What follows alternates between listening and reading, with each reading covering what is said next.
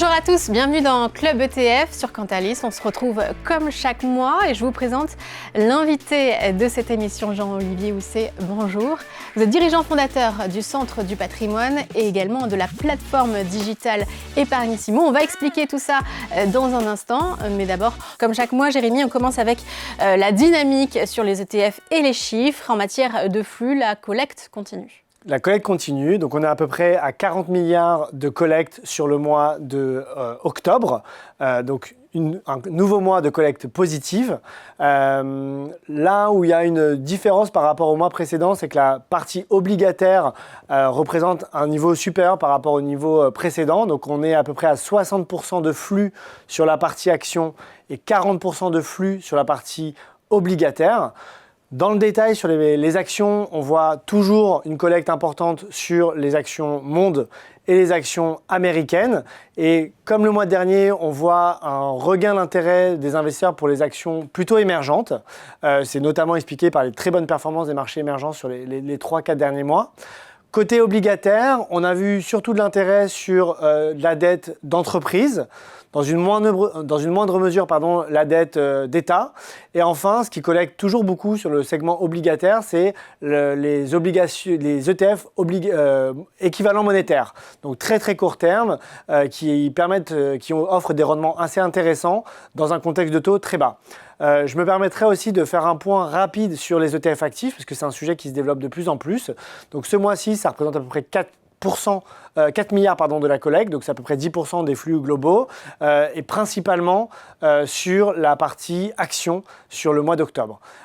Enfin, et je terminerai là-dessus, la partie ESG, on en parle ou pas, ça dépend des mois.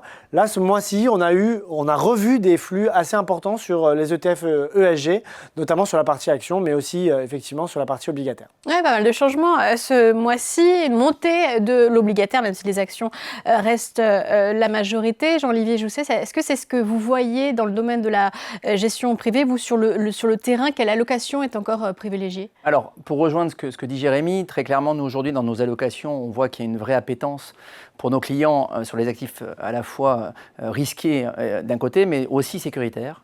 Donc sur la partie aujourd'hui, dans nos allocations, on retrouve un biais, bien sûr, 20% à peu près de fonds euros dans l'enveloppe assurance vie, 20% sur les produits structurés, aujourd'hui avec une partie qui est sur le capital garanti, puisque les produits structurés ont retrouvé aujourd'hui une capacité à générer de la sécurité sur la partie capital garanti, et 20% sur le private asset, donc sur les actifs equity et sur la dette privée, et 40% sur les marchés cotés qui se font au travers des ETF et au travers de la gestion active.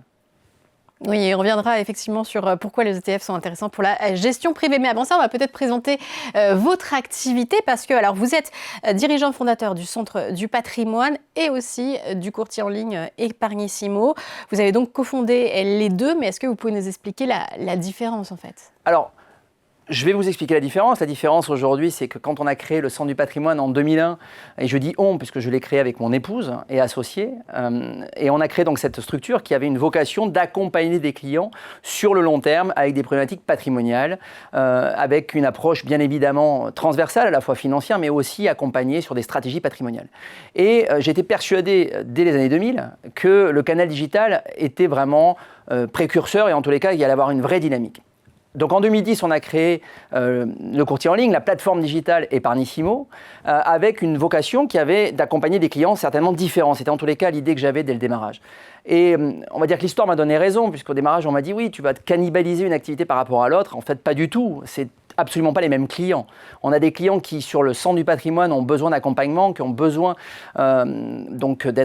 qui aiment bien être sollicités, qui ont besoin d'être conseillés sur des problématiques parfois patrimoniales complexes. A contrario, sur la plateforme digitale, là, on est plus sur des clients qui ont un besoin juste de produits, qui veulent parfois qui sont souvent autonomes, qui peuvent être experts, et qui veulent parfois du tarif. Et c'est quoi la typologie justement des clients entre ceux qui veulent se faire accompagner et ceux qui veulent y aller par le digital? Alors, au-delà de la typologie, alors je me permets, mais au-delà de la typologie, c'est-à-dire qu'il n'y a pas, on va dire, un client type. Le spectre aujourd'hui sur Eparnissimo est très large, puisqu'on va avoir des personnes, des jeunes enfants, parfois, qui ont quelques années, jusqu'à des personnes qui ont près de 80-90 ans.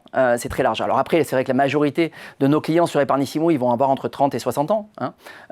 Et ce qu'ils veulent surtout, c'est de ne pas être importunés. Ce qu'ils veulent surtout, c'est plutôt avoir des sollicitations, des propositions à forte valeur ajoutée, mais qu'ils vont eux-mêmes choisir, sur lesquelles ils vont pouvoir arbitrer eux-mêmes, finalement, ces solutions-là. Alors, bien évidemment, nous, on est là en tant que courtier, en tant que plateforme, on est là pour les accompagner, pour faire de l'éducation financière, pour leur expliquer ce que c'est une action, ce que c'est une obligation, ce que c'est du monétaire, ce que c'est un produit structuré, pour leur proposer aussi et leur expliquer ce que c'est le non-coté.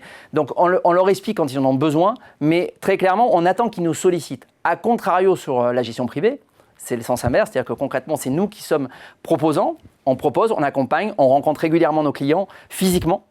Alors que sur la plateforme digitale, la particularité, c'est justement d'avoir un rapport qui est plutôt en visio, au téléphone et qui est plutôt en ligne. Pas de cannibalisation, mais est-ce qu'il y a des clients qui font la bascule entre les deux, qui s'aperçoivent par exemple qu'ils ont besoin de conseils et qui vont à ce moment-là dans le centre du patrimoine? Alors, je vous remercie de poser cette question-là. Oui, bien sûr, aujourd'hui, on a des clients qui ont vraiment un besoin, qui ne se rendent pas compte en fait qu'ils ont un besoin à la base. C'est-à-dire qu'ils vont juste chercher un produit et finalement, après quelques échanges avec nos collaborateurs sur la plateforme digitale, eh bien, en fait, on se rend compte qu'ils vont au-delà d'un contrat d'assurance vie, au-delà d'un plan d'épargne retraite, ils ont des besoins patrimoniaux, des problématiques et des stratégies patrimoniales à développer et à mettre en place. Et donc là, bien évidemment, la passerelle entre Eparnissimo et le centre du patrimoine trouve son sens. On accompagne des clients, parfois d'Eparnissimo, vers le centre du patrimoine pour les accompagner dans des stratégies patrimoniales plus complexes.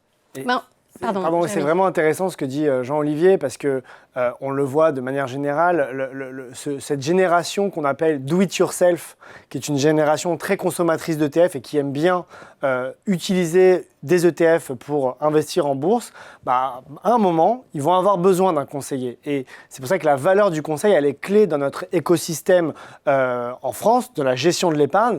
Donc il y aura toujours cette génération do it yourself qui va se débrouiller tout seul, en ligne, sur du digital, va acheter des ETF notamment, mais à un moment, dans leur parcours de vie, ils vont avoir besoin d'un accompagnement avec une solution gestion privée, en utilisant toujours des ETF, mais avec une offre de produits plus large, parce qu'au fur et à mesure qu'on évolue, on a des problématiques fiscales, on a envie de faire de l'immobilier, et donc ça, c'est vraiment une tendance de fond que l'on voit, et l'approche de Jean-Olivier, qui est assez pionnière dans l'industrie, elle est vraiment très intéressante, et justement, cette bascule de clients, on en parle assez souvent, de clients Eparnissimo qui basculent sur l'approche gestion privée.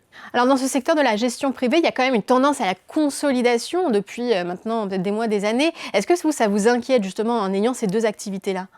Alors, pour vous répondre très, très clairement, non, ça ne m'inquiète pas. Après, au-delà de la question de la consolidation, il fallait regarder les chiffres. Et les chiffres, ils sont assez parlants, puisqu'en fait, chaque année, nous avons l'AMF qui produit une étude sur le marché des CGP et des CIF. Donc j'ai poussé un peu l'étude un petit peu plus loin, et j'ai regardé ce qui était passé depuis 6-7 ans. Et en fait, en 2018, qui est une date de référence que j'ai regardée, puisque c'est avant la fameuse consolidation, on regarde quoi? On regarde le nombre de CIF et CGP qu'il pouvait y avoir à l'époque. On était aux alentours de 4500, 4700 CIF. Aujourd'hui, on en a 6700 à 7000. D'accord? Donc on voit qu'on a une croissance de 50%. Et le marché de la consolidation, c'est quoi? C'est en fait tout simplement de se dire, est-ce que finalement, le marché ne s'est pas réduit? Non, le marché, aujourd'hui, il a grandi, il a grossi, il s'est développé. Et au-delà de ça, il faut regarder, au-delà du nombre de CIF et CGP, il faut regarder aussi le chiffre d'affaires. Le chiffre d'affaires consolidé, c'était 2,5 milliards à l'époque, en 2018, et aujourd'hui, c'est 3,8 milliards, 3,9 milliards. Donc ça veut dire qu'aujourd'hui, il y a aussi une croissance de 50% sur le chiffre d'affaires. Et, dernier point, qui est essentiel, en 2018, on disait quoi? On disait les 50 premiers CIF, CGP CIF, pèsent 50% du marché. Vous savez ce qu'on dit en 2024? La même chose. On dit les 50 plus gros CIF pèsent 50% du marché. Donc finalement, en fait, la consolidation, c'est plutôt une vocation à tous ceux qui s'installent de se dire que potentiellement un jour, ils auront la capacité de trouver la voie de la consolidation eux aussi. Oui, il y a de la croissance et de la place pour tout le monde. Ouais. Maintenant qu'on a présenté votre activité, on peut revenir à l'évolution justement de la gestion privée avec la digitalisation, avec de plus en plus d'ETF. Quelle part prennent aujourd'hui les ETF dans le marché de la gestion privée pour vous? Et aussi, comment est-ce que vous faites pour vendre quand même du conseil avec ces produits qui sont normalement des produits à bas coût, à bas frais en tout cas? Alors, en fait, je pense qu'au-delà du tarif, ce qu'il faut regarder, c'est on va dire, la facturation globale, d'accord. On ne s'arrête pas simplement à une partie des produits. Bien évidemment, Jérémy l'a dit tout à l'heure, on est sur un service global. Donc sur la partie digitale, aujourd'hui, on a à peu près un tiers en ETF qui est aujourd'hui souscrit par nos clients en direct, sachant que l'offre digitale que nous avons et la plateforme digitale, aujourd'hui, j'ai justement fait le nécessaire pour avoir une offre compétitive, profonde, complète sur la partie ETF. Donc aujourd'hui, on a une offre certainement une des plus larges du marché aujourd'hui sur la partie digitale. Sur la partie gestion privée, pour le coup, on a aujourd'hui bien sûr un accompagnement en ETF de plus en plus important parce que les clients sont demandeurs, parce qu'à un moment donné, ça a du sens. D'accord. Alors je rappelle tout à l'heure, j'ai parlé de l'allocation d'actifs global de nos clients. Je rappelle que sur la partie cotée, on est à peu près à 40%. Là-dessus, il y a à peu près 20% sur les actifs, ce qu'on appelle efficients. D'accord, donc sur les marchés efficients. Donc là, il y a un vrai sens d'aller chercher de l'ETF. A contrario, sur les marchés un peu moins efficients, par exemple les small cap ou des marchés un petit peu plus comme les marchés émergents, là, on a une vraie vocation à aller chercher de la gestion active. Donc il y a une vraie complémentarité aujourd'hui entre ETF et gestion active. On l'oppose souvent. Je pense que personnellement, c'est une erreur. Aujourd'hui, il y a une vraie complémentarité et c'est une vraie décorrélation, à la fois dans la diversification et à la fois dans la solution qu'on va proposer à nos clients. Et est-ce que les performances sont au rendez-vous entre justement cette différenciation gestion passive et gestion active, et une fois qu'il y a de la gestion passive? Alors, Value for money. Alors là, vous soulevez un autre sujet qui est la performance sur le moyen long terme. Alors bien évidemment, aujourd'hui sur la gestion active, ça dépend aussi des classes d'actifs en sous-jacent. C'est sûr que par exemple les small cap depuis 5-6 ans ont du mal à donner de la performance. A contrario, les marchés cotés sur par exemple les marchés américains ont très bien performé sur les 15 dernières années. Quelles seront les 15 prochaines? Ça c'est le futur qui nous le dira. Donc je pense qu'aujourd'hui, vraiment le maître mot au-delà de la performance, c'est la diversification qui permettra d'amener à la fois de la performance sur le moyen long terme, mais également de réduire le risque. Peut-être un mot, Jérémy, sur la digitalisation qui pousse aussi la gestion privée à utiliser plus d'ETF. Est-ce que c'est ce que vous voyez? Alors c'est vraiment le phénomène qu'on est en train de vivre est vraiment intéressant. Je rappelle peut-être juste rapidement, aux États-Unis, 50% des encours ETF sont détenus par des investisseurs particuliers, via des intermédiaires financiers ou pas, mais en tout cas, ça représente 50%. En Europe, on est plus sur une répartition 80% institutionnel, 20% retail. Et en fait, l'enjeu qui est en train de se développer, notamment par le développement de plateformes digitales, c'est un intérêt grandissant de la part des investisseurs particuliers pour leur épargne. Et donc, ils cherchent des solutions simples, efficientes, à bas coût pour investir sur les marchés financiers. Ils le font de plus en plus seuls, parce qu'ils commencent à être éduqués. Alors, je ne vais pas reparler du contexte, inflation élevée, évolution du système de la retraite, etc. Mais en tous les cas, il y a cette dynamique-là. Et comme je le disais, il y a cette prise de conscience de cet écosystème intermédiaire par les banques privées, les gérants privés, j'ai un client qui a commencé à épargner via des ETF. À un moment, il va avoir besoin d'autres types de services, mais il va vouloir toujours proposer avoir des ETF dans ses allocations. Et donc, c'est pour ça que cet écosystème se familiarise de plus en plus avec des ETF. Donc, nous, chez BNP Paribas Asset Management, on a beaucoup accompagné les assureurs pour leur faciliter l'intégration des ETF dans les assurances vie notamment, dans les enveloppes PEA, les PER, mais on parle aussi aujourd'hui d'un sujet plus large, l'épargne salariale par exemple. Donc on essaye d'accompagner cet écosystème pour aussi l'éduquer et on voit effectivement une vraie dynamique et une vraie tendance de fond qui pousse l'écosystème de la distribution à intégrer de plus en plus d'ETF et encore une fois, en complémentarité, comme le disait Jean-Olivier, c'était très intéressant, en complémentarité de la gestion active. Merci beaucoup Jean-Olivier Housset. Je rappelle que vous êtes dirigeant fondateur du Centre du patrimoine et du courtier en ligne Épargnissimo. Et bien sûr, comme chaque mois, Jérémy Toubiana, merci d'être là. On se retrouvera le mois prochain. C'est la fin de cette émission. À bientôt sur Cantalis.